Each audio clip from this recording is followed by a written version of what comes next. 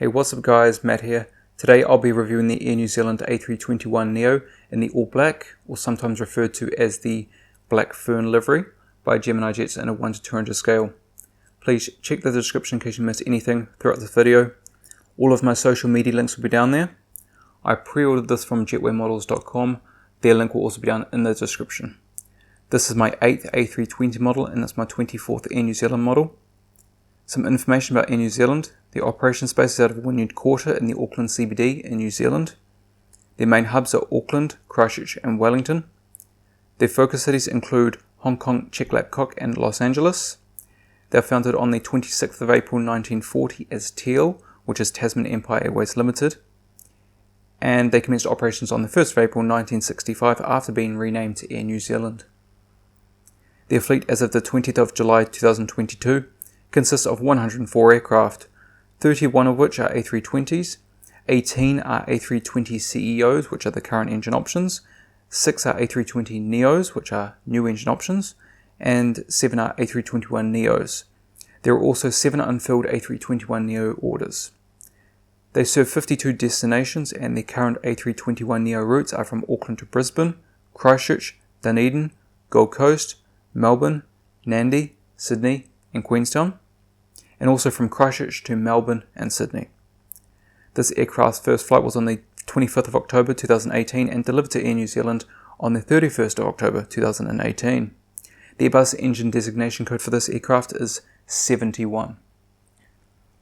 Alright, so let's take a browse around the box here. So at the top we have Gemini 200 in New Zealand. We have a image of the aircraft itself, or of what the model is. 1/200 scale die-cast model at the bottom there.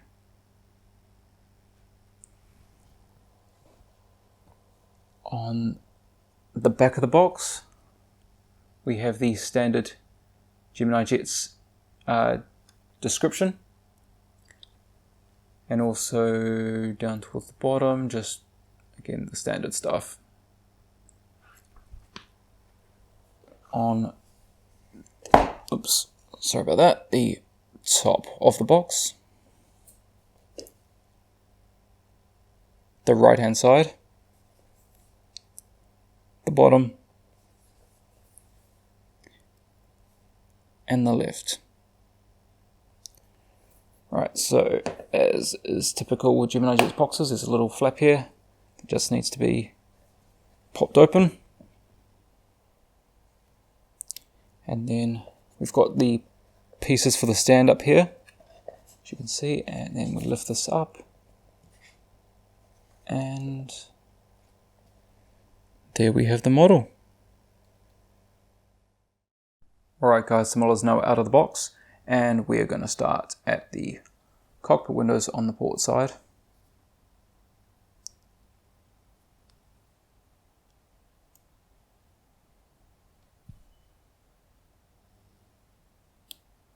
Alright, so as we can see, we have the Star Alliance logo because Air New Zealand is a member of Star Alliance, which is a group of 26 airlines. Also cockpit windows, window wipers, pitot tube static ports. Part of the registration on the gear door, NA. And then we come along the Air New Zealand titles.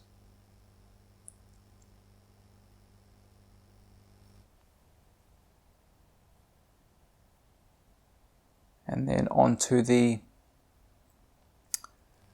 this is the Pratt & Whitney PW1133G engine. Take a look inside the engine now. Looks very detailed. May not need the extra light. I think there's plenty of light going into the engine. But we'll see. The fan blades, they don't seem to spin. I'm not going to try to force them too much. They don't seem to be wanting to move, but we do have engine strakes on the nacelle. Then if we bring this to the number 2 engine. Now let's see if this one will spin. I will turn the light on for this one. Right. Okay, so confirmation that the fan blades do spin, but it just seems the number 1 engine is a bit stiff in that regard. I'm not going to try and force it. The smaller the model it does seem the more fragile the model, you know, with smaller pieces generally. So I'm not going to, I'm not going to force it. But of course, just like the number 1 engine strakes. And then we come to the nose gear. Let's see if we've got any. Sorry about that. We do have some markings. Might be easy to turn that off for landing taxi lights.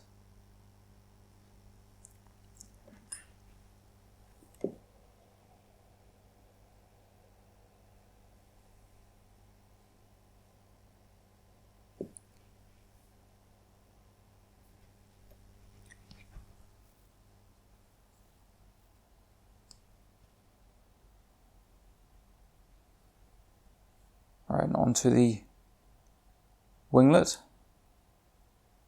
where we have the Air New Zealand logo.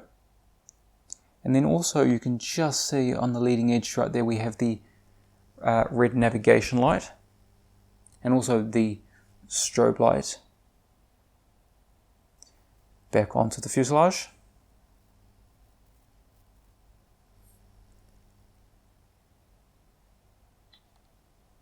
Got the Fern and the registration number ZK-NNA, or Zulu Kilo November November Alpha.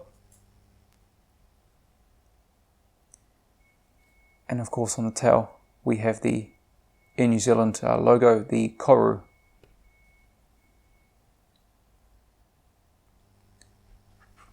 Let's take a look at the APU section.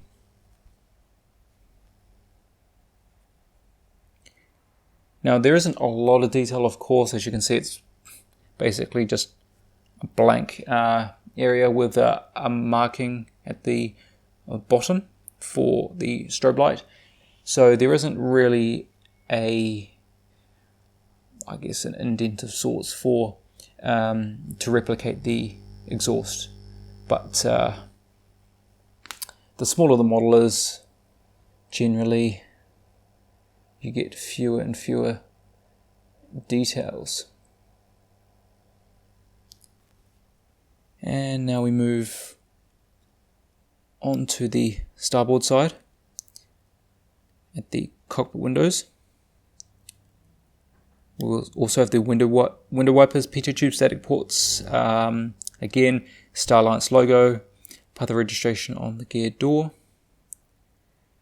The front cargo container door in New Zealand titles.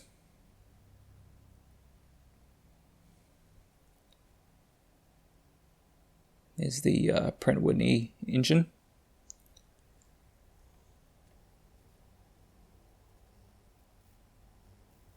And the winglet.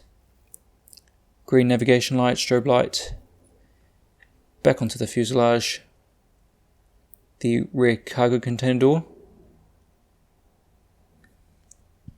Bulk bin door, registration number, the Fern, and the New Zealand Koru.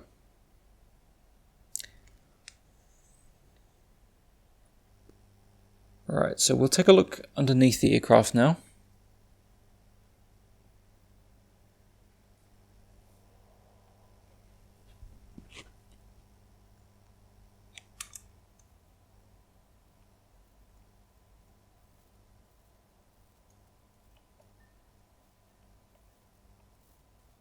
Right, so as you can see, we have the nose gear and the doors. We have a valve right here. I believe it's a valve. It is definitely shaped like one. I'm never too sure on the bottom of the aircraft with some of the features.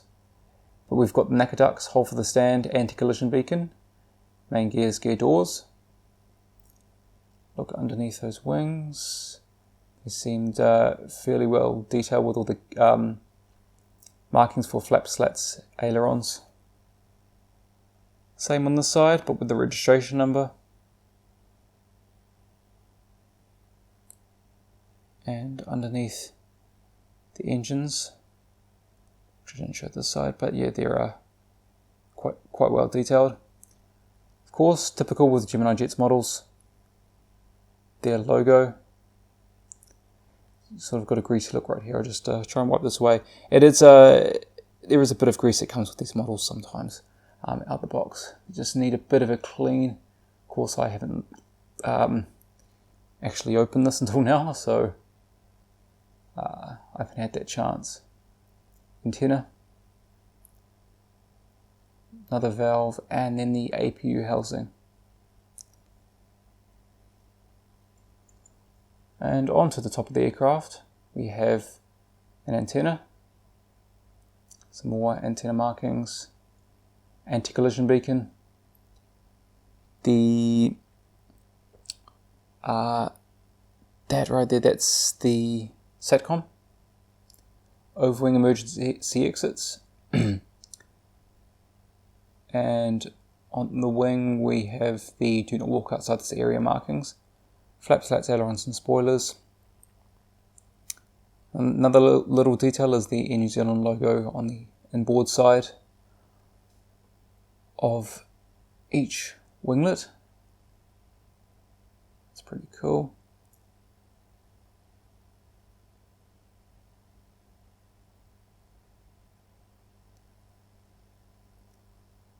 Another antenna and then the Wi-Fi box, and one last antenna.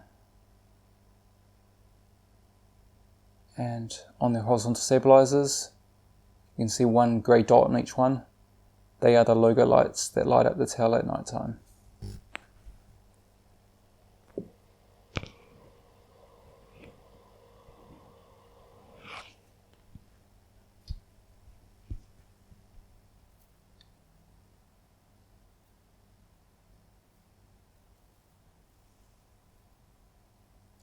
Alright, so before I get into the seating, just really quick, a couple things. So the livery, this is called the all black livery, as I stated earlier.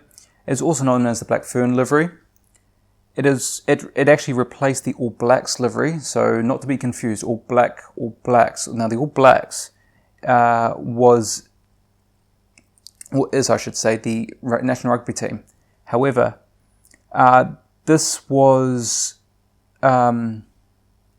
this livery actually replaced the All Blacks livery in June 2016, by the way, when it re-entered service with the new livery in July 2016. At the same time, disassociating, I'm getting choked up on my words here, disassociating all liveries with the All Blacks rugby team, but they still act as a major sponsor. So there is a little bit of confusion around the All Black or All Blacks terms. Just note that these liveries are the All Black liveries now, and they have been since 2016, ever since the sponsorship, the livery representation for the sponsorship was removed. Alright, so now on to the seating arrangement now. And also, of course, Air New Zealand is the flag carrier for New Zealand. So we have two versions, the domestic version, economy 217 seats, that's the entire aircraft, I don't need to show that. Rows 1 to 37, 217 seats of course, in total. International version, which this particular aircraft is fitted with, has 214 economy seats, rows 1 to 37. Now that is of course, the entire aircraft.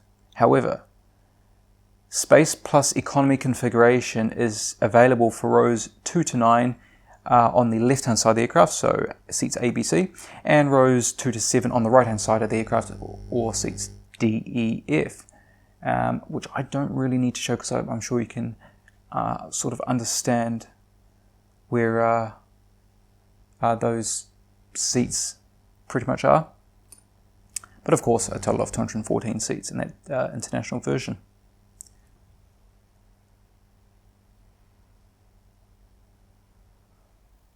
Alright, so I'll show off some features of this model now. So you've got your standard rolling gears, they roll quite nicely. The nose gear does swivel, though I'm not gonna, it doesn't seem like this one doesn't want to go too far to the left. It only sort of wants to go about there.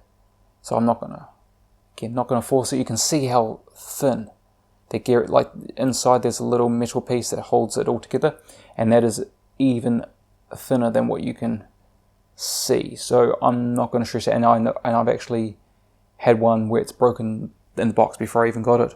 So I know how fragile they are, so there's no point in me stressing the strut too much. But we will move on to the stand. And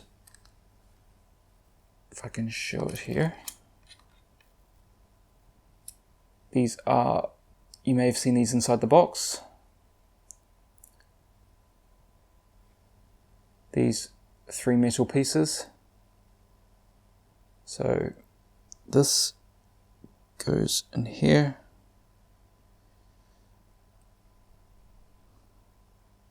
And these ones I don't really like. I wish they would bring back, they used to do with the narrow bodies, a wooden stand. Of course, Gemini Jets moved on to metal, but they should be doing the proper stands instead of these 3 prongs. They're very difficult to push in, and once you actually get them all the way in, you're not going to get them out. It's going to be a hassle. So I'm going to leave it in part of the way and just hope that they don't collapse. I don't think they will, because they seem pretty sturdy. So I'm just going to obviously fit this into here, to the bottom of the aircraft where that hole was, and there we have it.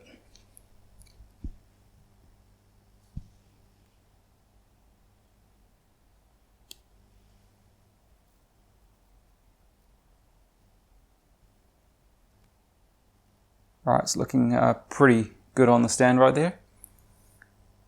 But yeah, I mean, it's a very nice model. It actually does look quite nice on the stand. Got a little banking action going on. Not much I can do in terms of that, because that's sort of the way the stand's set up. It doesn't seem like it's not going to fall off. It's actually, that's exactly where it's sitting on the stand. But I do hope you have enjoyed this video. Please leave a like if you did. Comment, tell me what you think of this model. Tell me if you're going to get it. I would highly recommend it. I think it's very detailed for what it is, though there are a few things which you don't get on this model as opposed to larger models, you know, like I've been saying throughout this video. The details on these smaller models are fewer. As you can see here, there's a bit of a polystyrene web from inside the box, which I can't really get right now, but yeah, sort of small. Just you've got to give your model a little brush off when you take it outside the box. You have to deal with those things. Subscribe for more. Plenty of plane spotting on the way, and also more model reviews. I need to start getting out these model reviews because, well, they I may not be able to. I won't actually have access to make them for much longer. Hopefully that's not the case, but yeah, I need to really get them done. And share this video as well so other people know about this model if they want to get it. Like I said, I recommend it. You know, a New Zealand fan, I think the livery looks fantastic, and the A321neo is a really, really nice aircraft, especially to fly on. And I've had that opportunity, so it's just a really nice addition to my collection. Anyway, guys, thank you very much for watching, and I'll see you next time.